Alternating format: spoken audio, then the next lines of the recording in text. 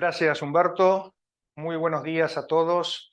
Vamos a repasar el tratamiento aplicable en el impuesto a las ganancias a determinados rubros, conceptos salariales. El tema ha cobrado actualidad en los últimos días por las consultas efectuadas a la Subdirección de Ingresos Públicos, a la Subsecretaría de Ingresos Públicos, sobre el tratamiento aplicable en el impuesto a las ganancias a los pagos efectuados en concepto de bonos por productividad, fallos de caja, horas extras, etcétera, etcétera. Veamos en primer lugar el marco normativo vigente. Se encuentran alcanzadas por el impuesto a las ganancias, conforme lo establece el apartado 1 del artículo 2 de la Ley del Impuesto, los beneficios, rentas, enriquecimientos susceptibles de una periodicidad que implique la permanencia de la fuente que los produce y su habilitación. De acuerdo a lo que establece el inciso B del artículo 82, constituyen ganancias de la cuarta categoría los ingresos originados en el trabajo personal ejecutado en relación de dependencia. Se establece expresamente un régimen de retención en la fuente a través de la resolución 4003. El empleador debe efectuarle la retención del impuesto al empleado cuando le abona la retribución, la remuneración, el sueldo acordado. El artículo 30 de la Ley del Impuesto establece cuáles son las deducciones computables, ganancia no imponible, las cargas de familia, la deducción especial, que expresamente contempla el inciso C del artículo 30 de la ley.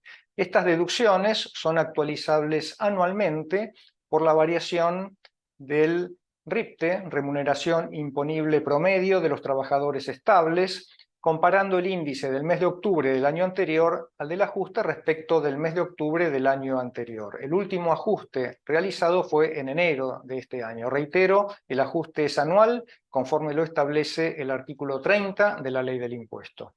Una vez determinado la base imponible a efecto del cálculo del impuesto, corresponde aplicarse la escala progresiva del artículo 94 de la ley.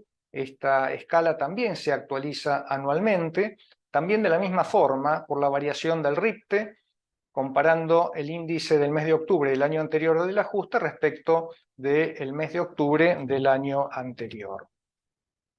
Respecto de los conceptos alcanzados y no alcanzados por el impuesto, el artículo 111 de la ley establece que los beneficios sociales que el empleador otorgue en favor del empleado se encuentran alcanzados por el impuesto a las ganancias, independientemente si son o no remuneratorios a efecto del pago de los aportes y contribuciones de la seguridad social. El segundo párrafo de este artículo 111 dispone cuáles son los beneficios sociales exceptuados del pago del impuesto. Después lo vamos a ver en detalle.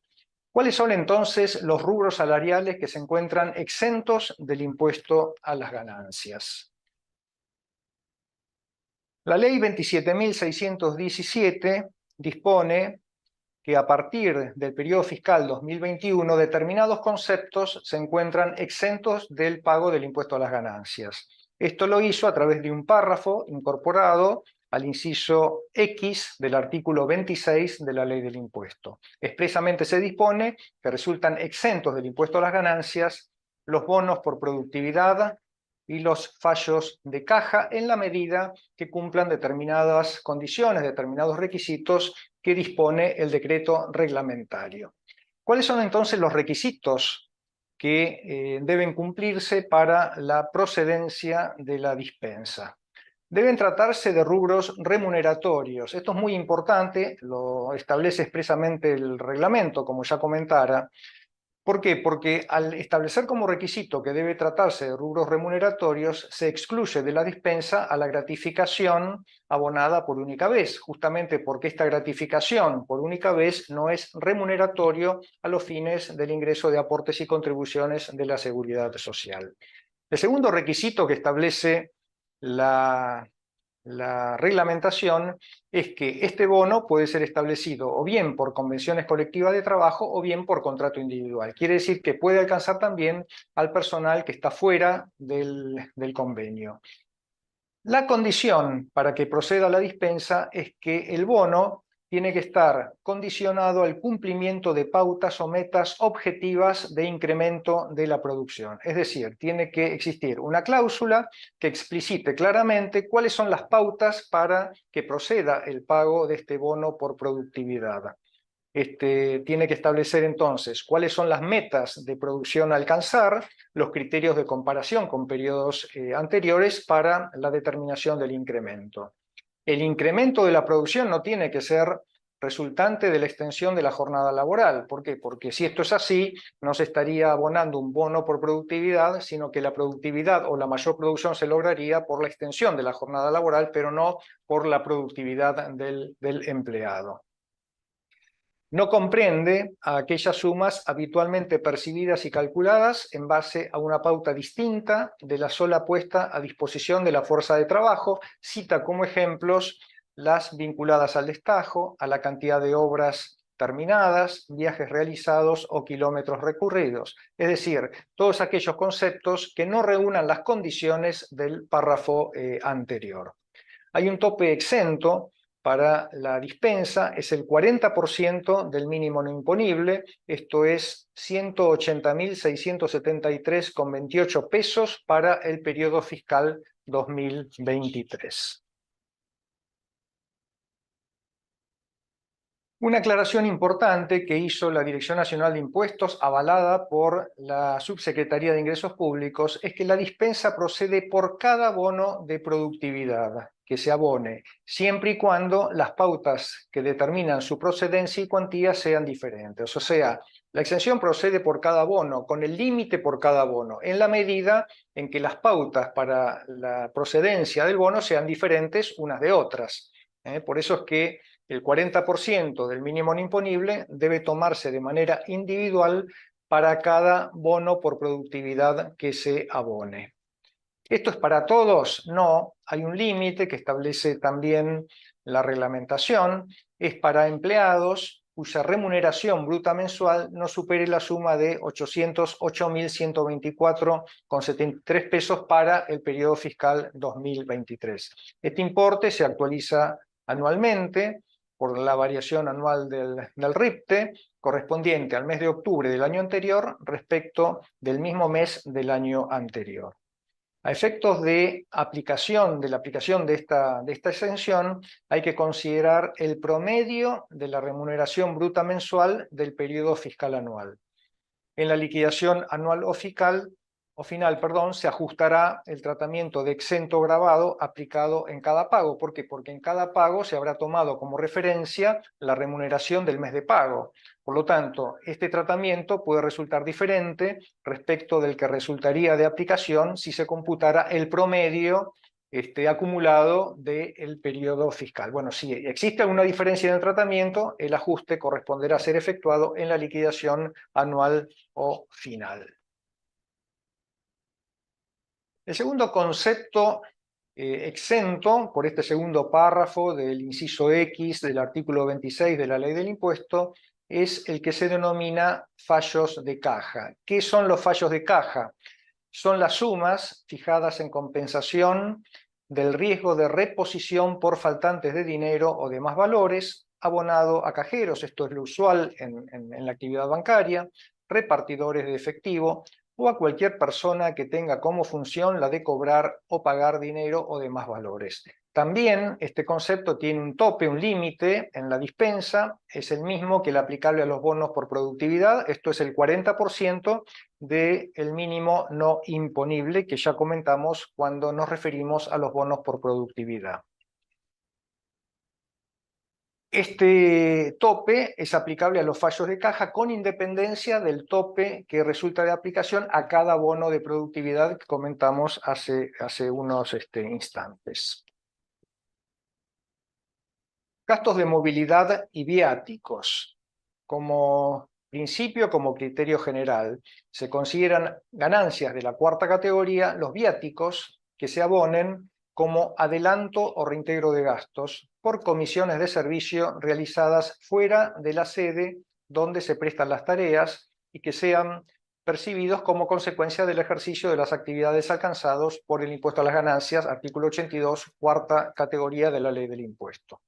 El artículo 86, referido a las deducciones, en su inciso E, establece que resultan deducibles los importes que fije el convenio colectivo de trabajo, que corresponda a la actividad, o, de no estar estipulados por convenio, los efectivamente liquidados por el empleador de conformidad con el recibo o constancia que expresamente se emita. Se establecen topes deducibles para los gastos de movilidad y viáticos. Con alcance general, el tope es el 40% de la ganancia no imponible, pero se establecen topes diferenciales para determinadas actividades. Así, para el transporte de larga distancia, se considera larga distancia cuando comprende más de 100 kilómetros del lugar habitual de trabajo. Para el transporte de larga distancia, el tope deducible es el mínimo no imponible. Y para el transporte terrestre de larga distancia, se establece que el tope deducible es de 5 veces el mínimo no imponible. Esto es 2.258.415,95 para el periodo fiscal 2023. En las consultas efectuadas a la Subsecretaría de Ingresos Públicos, esta consideró que el tope aplicable para el transporte terrestre de larga distancia es de 1.806.732. ¿Por qué? Porque computó 4 veces el mínimo no imponible. Esto no es correcto porque el artículo 86 de la Ley del Impuesto establece que las limitaciones deben efectuarse conforme lo establezca la dirección. Y el límite para esta actividad en particular resulta de incrementar en 4 veces el mínimo imponible, es decir, hay que tomar 5 veces el mínimo imponible y no 4 como lo hizo la Subsecretaría de Ingresos Públicos. Esto también es importante que lo tengamos en cuenta únicamente para esta actividad beneficiada por este límite ampliado, que es el transporte terrestre de larga distancia. La reglamentación limita, en mi opinión, indebidamente la procedencia de este tope deducible ampliado porque considera que resulta de aplicación únicamente al transporte automotor de carga de larga distancia llevada a cabo en el marco del Convenio Colectivo de Trabajo 40 del 1 de enero del 89, o el que en el futuro lo reemplace, es el convenio de trabajo aplicable a los camioneros, al transporte automotor de carga de larga distancia. Horas extras. La ley 27.346 estableció este beneficio en el inciso X, primer párrafo del inciso X del artículo 26 de la ley del impuesto. Se establece la exención de la diferencia entre el valor de las horas extras y el de las horas ordinarias percibidas por los servicios prestados en días feriados, no laborables, inhábiles y fines de semana o de descanso semanal, determinadas y calculadas conforme el convenio colectivo de trabajo respectivo o en su defecto en la ley de contrato de trabajo. La reglamentación amplió el alcance de este beneficio al incluir que también resulta procedente cuando las horas extras corresponden a días no laborables o de descanso semanal. ¿Por qué? Porque la ley hacía referencia o hace referencia solamente a días feriados, inhábiles y fines de semana. El ingreso correspondiente a las horas extras trabajadas no se computará a los fines de modificar el tramo de la escala de tributación aplicable, es decir, se tributa aplicando la alícuota marginal correspondiente previo a la incorporación de las horas extras. Es decir, no se modifica como consecuencia del cobro de horas extras el tramo de la escala aplicable a efectos de la determinación del impuesto. Este beneficio también resulta procedente para conceptos que resulten asimilables a las horas extras. En los dictámenes que hemos comentado de la Dirección Nacional de Impuestos, de la Subsecretaría de Ingresos Públicos, expresamente se hace referencia, por ejemplo, a el pago por kilómetros recorridos, que surge del convenio colectivo de trabajo de los camioneros, o el pago por o turnos rotativos, que surge del convenio colectivo de trabajo de la industria aceitera, en la medida en que se trate de pagos por adicionales por fuera de la jornada habitual de trabajo. O sea, son conceptos asimilables a las horas extras y por lo tanto les corresponde el mismo beneficio que dispone este inciso X del artículo 26 de la ley del impuesto. Otros rubros salariales exentos del impuesto a las ganancias. Otorgamiento o pago documentado de cursos o seminarios de capacitación al empleado. Resultan exentos del impuesto en la medida que resulten indispensables para el desempeño y desarrollo de la carrera del empleado dentro de la empresa. Y esta dispensa incluye los cursos, los seminarios de capacitación otorgados a los hijos del trabajador, menores de 18 años o incapacitados para el trabajo, en la medida que revistan la condición de cargas de familia del empleado. Con un límite, el límite también es el 40% del mínimo no imponible. Estos cursos o seminarios de capacitación deben referirse a materias incluidas en los planes de enseñanza oficial, referidos a todos los niveles y grados hasta el nivel secundario inclusive y cuyo desarrollo responda a tales planes. Otro concepto exento del impuesto es la provisión de herramientas educativas en la medida que corresponda a los hijos menores de 18 años o incapacitados para el trabajo, hijos del empleado, siempre y cuando revistan la condición de cargas de familia. ¿Qué se entiende por provisión de herramientas educativas? La provisión de útiles escolares, guardapolvos, uniformes, etc. Todo esto está contemplado en el inciso G del artículo 103 bis de la Ley de Contrato de Trabajo como beneficio social que expresamente contempla en uno de esos incisos el artículo 103 bis de la Ley de Contrato de Trabajo. Otro concepto exento, reintegro de gastos de guardería y o jardín materno-infantil, en la medida que estén respaldados con comprobantes y le correspondan a los hijos del empleado de hasta 3 años de edad que revistan la condición de carga de familia, siempre y cuando el empleador no contare con esas instalaciones en sus dependencias. También se encuentran exentos las guardias obligatorias y horas extras del personal de la salud. Esto está contemplado en el artículo 27 de la Ley del Impuesto a las Ganancias, recientemente modificado por la Ley 27.718.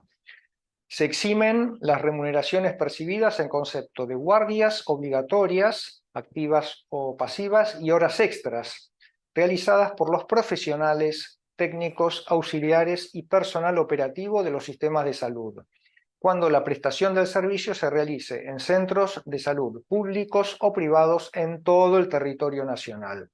Antes de la modificación efectuada por la Ley 27.718, la exención comprendía solamente las guardias obligatorias, no las horas extras, en centros públicos de salud ubicados en zonas sanitarias desfavorables declaradas expresamente por la Autoridad Sanitaria Nacional. Es decir, se amplía el alcance de la dispensa.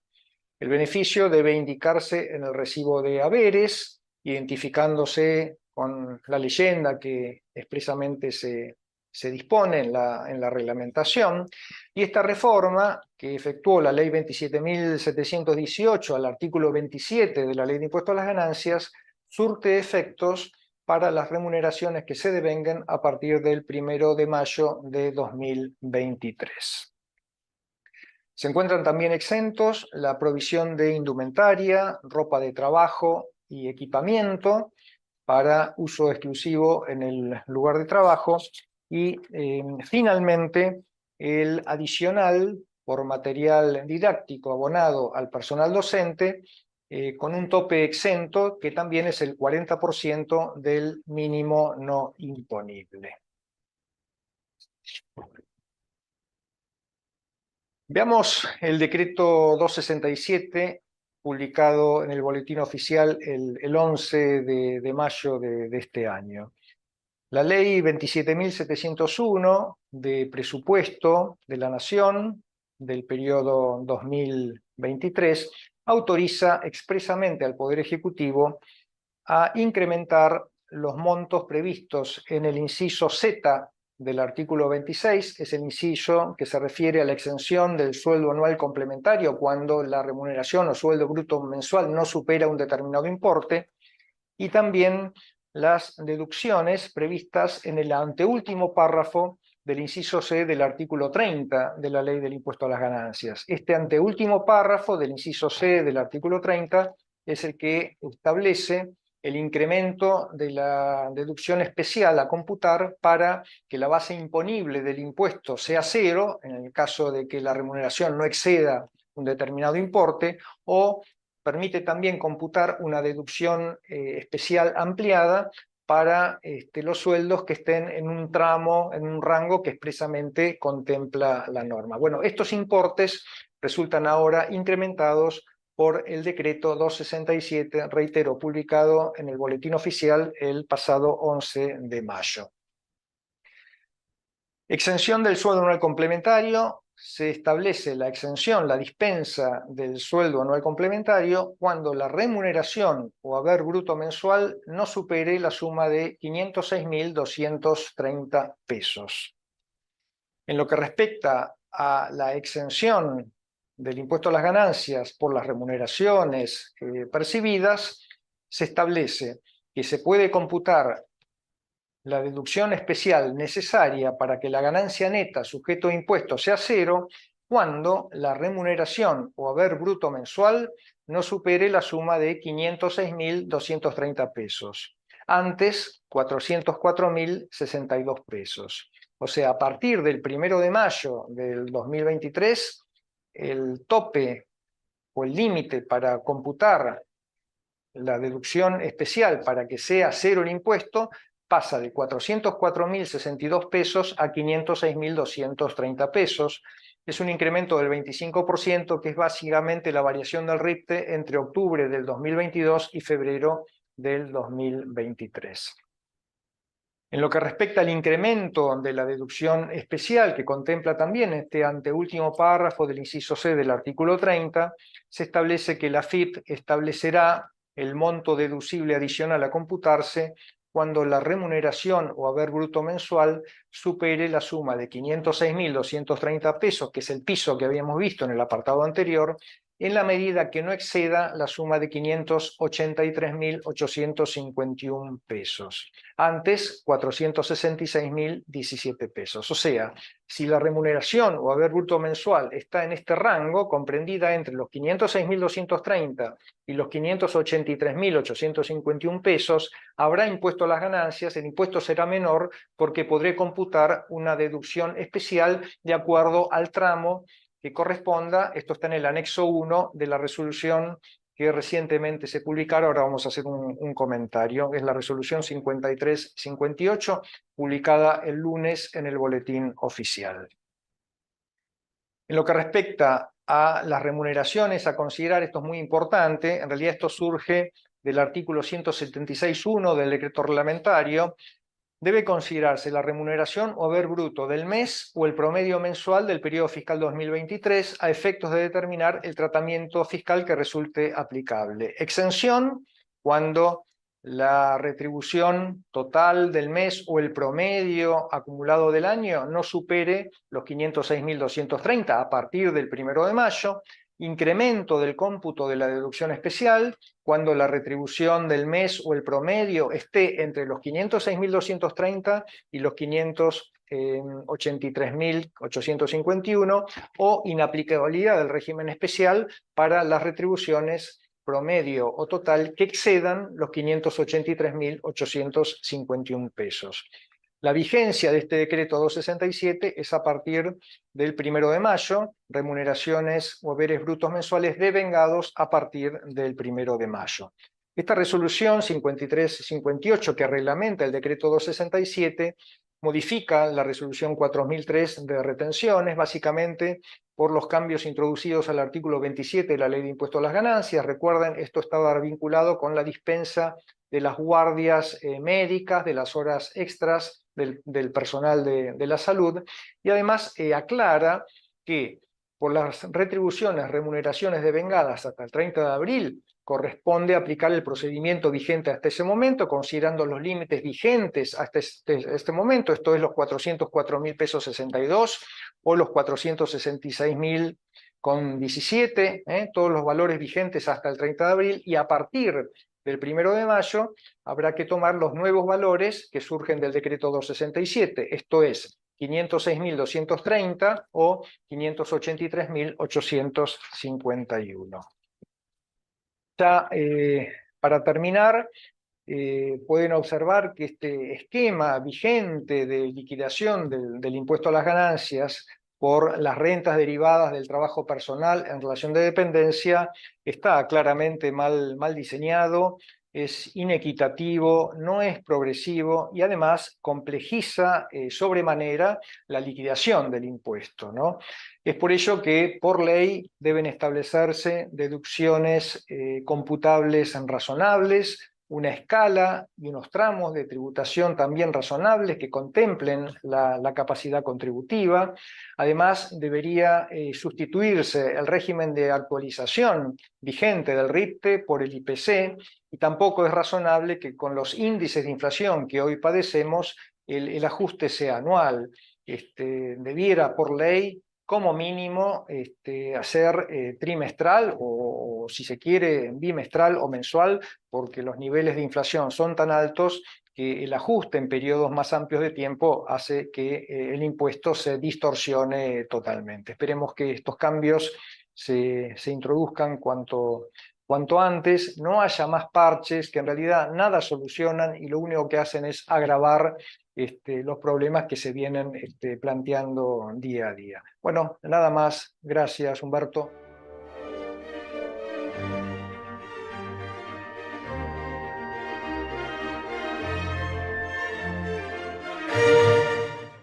Sí, dos consultas. La primera de ellas vinculada con los gastos de movilidad.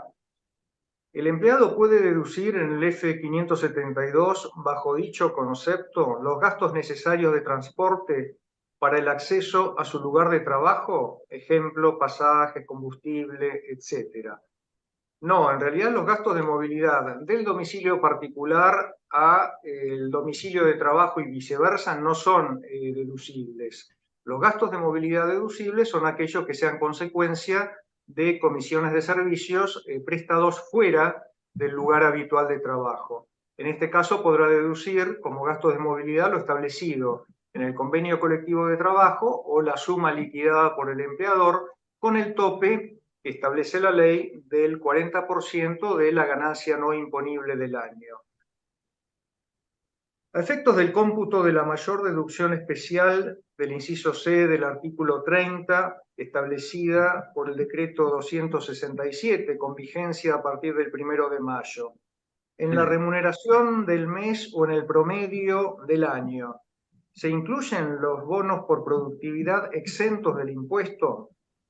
Sí, en realidad el decreto reglamentario del impuesto a las ganancias, artículo 176.1, expresamente establece que a efectos del cómputo de la remuneración bruta mensual o del promedio del año, deben computarse todos los conceptos remuneratorios que se perciban, sean conceptos remuneratorios o no a efectos del régimen de seguridad social. Y además aclara que también deben incluirse las ganancias exentas o no gravadas por el impuesto. Consecuentemente, el bono por productividad exento del impuesto debe formar parte de la remuneración bruta mensual a computar o del promedio del año según corresponda.